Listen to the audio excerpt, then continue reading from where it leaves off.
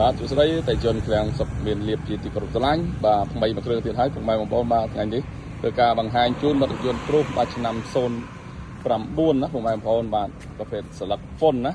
ទៅរៀបចំឲ្យថ្មីស្អាតតែម្ដងពុកម៉ែបងប្អូនបាទពោតយោទឹកហាក់ហ្វុលណាពុកម៉ែបងប្អូន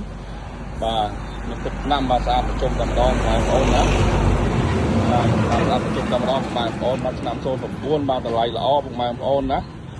តម្លៃល្អពុកម៉ែបងប្អូនតម្រូវការបាទចង់បានប្រភេទរថយន្តព្រុស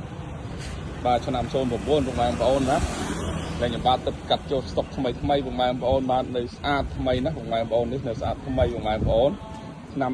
09ពោតយោទឹកពុកម៉ែបងប្អូនបាទជាលង្វិតតែម្ដងពុកម៉ែបងប្អូនណាបាទស្អាតភ្លឹងណាហាក់ហ្វុលពុកម៉ែបងប្អូនបាទស្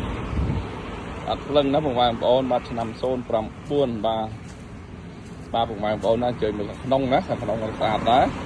នេះកម្រាល VIP រួចមកស្រេចតែម្ដងពុកម៉ែបងប្អូនណានេះកម្រាល VIP ពុកម៉ែបងប្អូនក្នុងលឿងណាដៃពោលឿងក្នុងលឿងកម្រាល VIP រួចរាល់ហើយពុកម៉ែបងប្អូនបាទ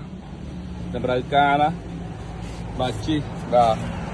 ឬក៏រត់អេបរត់អីក៏បានដែរពុកម៉ែបងប្អូនបាទនេះកម្រាល VIP ហើយស្អាតក្នុងលឿងល្អថ្មីតែម្ដងពុកម៉ែបងប្អូនឆ្នាំ09តម្លៃល្អពុកម៉ែបងប្អូនណានេះកម្រាល VIP ហើយស្អាតព្រមតែម្ដងពុកម៉ែបងប្អូនបាទតម្លៃល្អពុកម៉ែបងប្អូនណាពុកម៉ែបងប្អូនចំណាប់អារម្មណ៍អាចឆាតចូល page ឬក៏សេចក្ដី Telegram តាមរយៈ071 905ដើមលេខ1ណាពុកម៉ែបងប្អូនណា905ដើមលេខ1បាទមានការបនលុះបៃដូបានណាពុកម៉ែបងប្អូនបាទពេញដាច់បៃដូបនលុះពុកម៉ែបងប្អូនបានទាំងអស់ណាពុកម៉ែបងប្អូនណាបាទអរគុណពុកម៉ែបងប្អូនបាទតាមវីដេអូខ្ញុំបាទសូមគោរពជូនពរពុកម៉ែបងប្អូនទាំងអស់គ្នាបាទសុខភាពល្អសំណាងល្អគ្រប់គ្រួសារបាទសូមគោរពអរគុណសូមគោរពលា